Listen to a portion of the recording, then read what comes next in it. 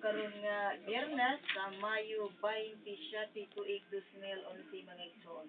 Welcome ning atong usa ka tagna nga tulumanon katinawan sa pagtuong Katoliko sa gihapon at inyong ubos nga lagad kanginan. Sister Yoli Rapana makiguban usab sa inyong mga concern mga pangutana may tungod sa tong pagtuong Kristohanon. Tawag lang sa 253-8846-415-9323 ug ang 415-1477.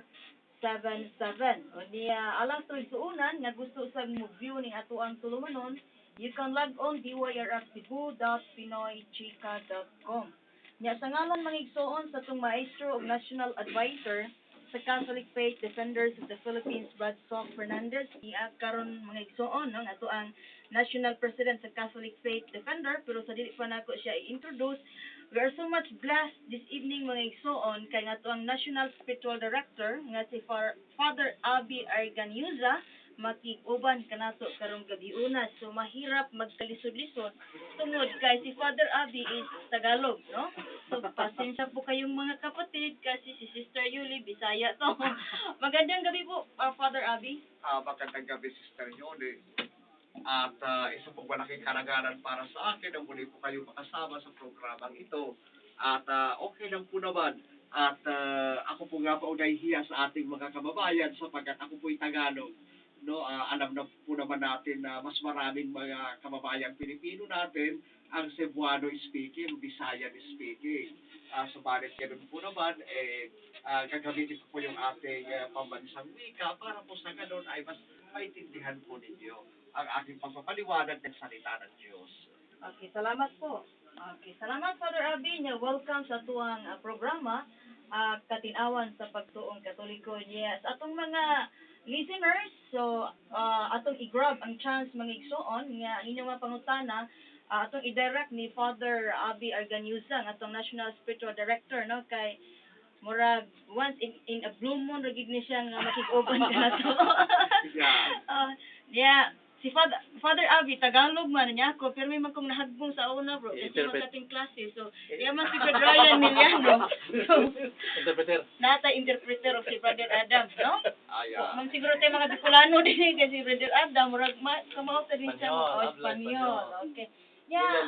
Subuti ko pag-introduce mga igsoon sa to ang mga igsuonan kay ugma ang adlawang ato ang National Convention. So, daghan kita karon. So Father Abby Arganiuza, si Brother Ryan of Davao, si Brother Wendell, si FD sa Osamis, Brother John, Cebu, Brother Francis, okay, Sorsogon, Brother Rodi of Osamis, Brother Karing, Osamis, so ubay-ubay ang taga Osamis, kung eleksyon na ni Alakansing, Cebu, Brother Rolly, Osamis, Brother Arnold, Osamis, Brother Mario of Osamis, okay? Brad Boy, Davao. Tulumanon, yato siyang i-welcome nga itong mga kauban ng Catholic Defender.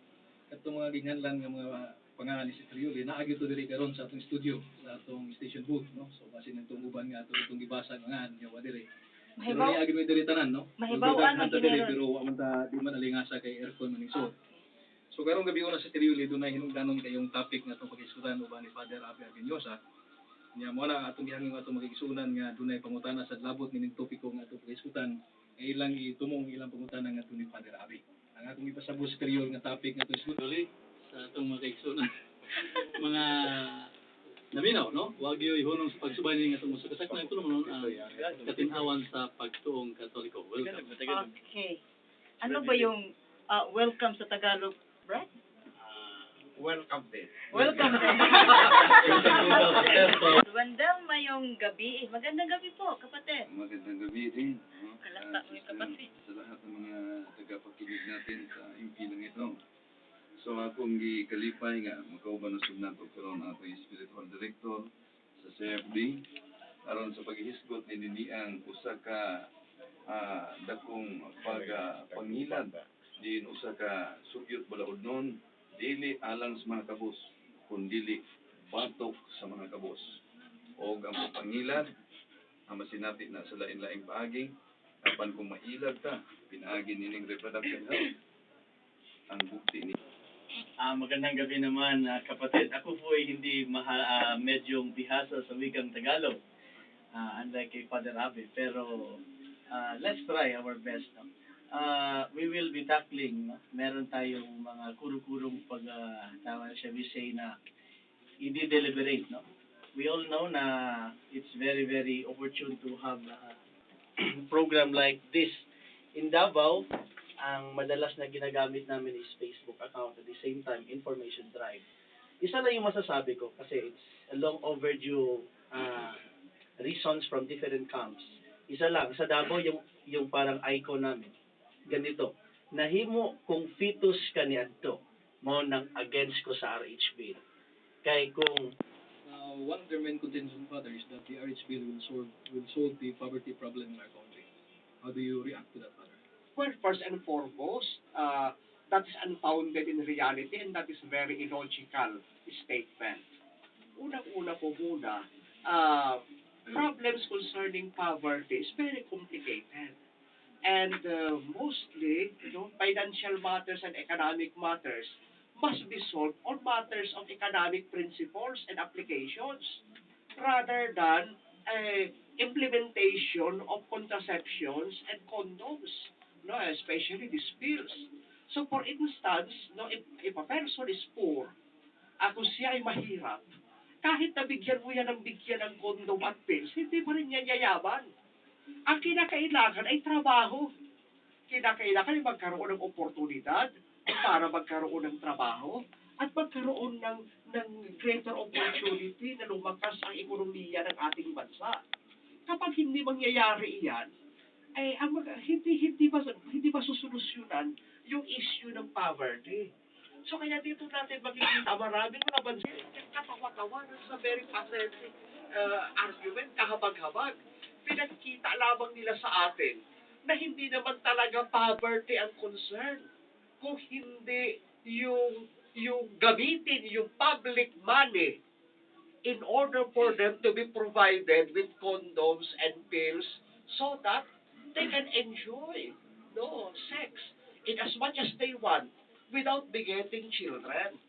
Father, those Catholics, claiming to be Catholics, of course, and still they are insisting to promote and support also the RH bill.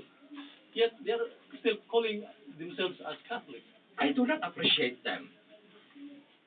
I do not appreciate them and I cannot appreciate them.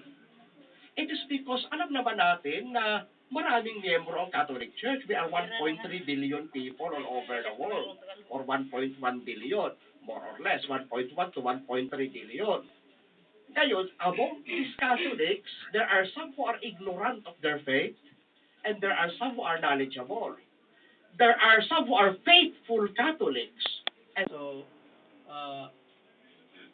is there a need for them to confess their sins, Father, since it is their stand, Father, to support the RH bill? yes, confess their sins and they should repent of what they are doing. Because instead of obeying the magisterial teaching of the official teaching of the church, they are sowing division to the body of Christ. They are thorns in the body of Christ. No, they are cancers. No, they are cancers in the body of Christ. And therefore they should be ashamed of themselves. I was hearing Tungkol sa nung una, sa pagsimula ng kampanya ni Pinoy, sinabi niya, kapag walang kurap, walang mahirap. Ngayong nasa pwesto na siya, bigla yata nagbago. Kapag walang anak, walang mahirap. At sinabi pa niya, handa siyang ma-excommunicate ng simbahang Katoliko, basta lang maipasa itong panukalang ito. well, first and foremost is this, brother. No, yan pong kampanya ni Pinoy na walang mahirap kung walang kurap. That is the best proof that the main source and origin of our poverty is not population, but corruption. No, corruption. Ang tao na nilikha ng Diyos na mabuti ayon sa banal na kasulatan, hindi siya ang pinagkukulan ng problema ng daigdig, kung hindi yung kasalanan at kasamaan. Yung pagiging ganit, yung pagnanakaw. Kasi yun daw, contraceptives, laganap sa Russia. Di ba, yung communist Russia at atheista, mga Soviet Union. Oo. Tapos, hero nila ron, Si Gagarin. Yuri Gagarin. Gagarin. Yung the first Yung man first who orbited astronaut. the Earth. No? Kaya, mas maganda na po ang tawag sa kanya, hindi na Garin, kundi Gagarin. Ayun ay title of honor. Sabi ni, kung napanood natin yung sinabi niya sa TV, na walang batayan yung sinasabi ng Iglesia Katolika, na ang pills at iba pa ay magdudulot ng cancer sapagkat katunayan ito, nakapasa naman yun sa BFAD. Ba't sinabi mo ninyong magdudulot ito ng sakit? Well, first and foremost, yan pong mga akusasyon na yan, ay hindi po natin yan inimbento. Yan po ay galing sa mga pagsusuri ng iba't ibang mga universidad sa Estados Unidos at sa Europa. At mismong sinag-ayunan ng Department of Health of the United States. At yung Bayers Corporation, nasa dyaryo lang kahapon, yung Bayers Corporation ay isa sa pinakasikat na manufacturer ng gamot. At kasama na rin yung pills at condoms. Demandado ngayon. Dahil nga doon sa yung mga taong uminom ng kanilang mga pills na nagkaroon ng mga cancer, dinimanda sila. So kaya siya natin makikita, hindi po ito lokohan. No? Siyempre, i-deny nila yan. Kung ikaw ay, ito kasing si Madam Gagarin, siya ay model, poster lady yan, nitong mga pharmaceutical companies na ito. Oo, siyempre, pag tatakpan niya yun, alang naman sasabihin mo na, ito pong pinitinda kong prutas, bulok. Hindi. Poster girl ka sales lady ka ng company na yan, ng mga products na yan. Yung term, tinan mo yung kabaklaan. Tinan mo sa kabaklaan, gay. Diba? Pag sinabi, anak sa labas, love child. Pag sinabi kabit, yan ay lover. Ay, pinakaganda. Ay, ano naman ngayon dito sa reproductive health bill. Dapat ang itawag dyan, sex bill. Hindi, reproductive health bill. Okay, Father, meron pa tayong dami pang mga tanong galing sa ating mga Dixters, pero wala naman tayong oras. So, kunin ko na lang yung mga panapos na mensahe mo, Father. Well, unang-una po sa lahat, no, ako'y kakahiga na dito at pinalibutan ako nitong mga aking mga kapatid na supposedly tulong sa akin magpaliwanag. Bakit ako po ay binato ng mga katanungan. Pero ganun po naman tayo po ay nagpapasalamat sa Panginoong Diyos sapagkat kasama ko ngayon ang mga kapatid na ito na higit pa sa akin ang pagkatanggol sa pananampalatayang Katoliko. Ako po ay pare. Katungkulan kong ipagtanggol ang kawan at ang pananampalataya. Subalit itong mga brothers na ito o sister na ito ay hindi po mga pare. Subalit ginagawa nila ang katungkulan ng pagtatanggol at pagtuturo ng pananampalataya. Dahil po ito ay salute the Catholic Faith Defenders from all over the Philippines. I salute you for helping the church and for proclaiming the faith. And I praise the Lord, no, dahil kayo ay tapat sa pananampalatayang Katoliko. Mga binamahal, no, kung mga kapatid, mga Cebuanos, mga Visayas, at iba pang mga kapatid natin nanunood sa iba't ibang bahagi ng daigdig. Ang ating pananampalataya ay tinanggap natin ng buong puso dito sa Cebu at kumalat sa buong Pilipinas. Huwag po nating hayaan na ang ating pananampalataya ito ay yurakan ng mga ateista, mga agnostics, at ng mga heretiko, at ng mga katolikong unfaithful o traidor sa kanilang pananampalataya. Let us stand together with the Blessed Virgin Mary. Let us stand together with the Senyor.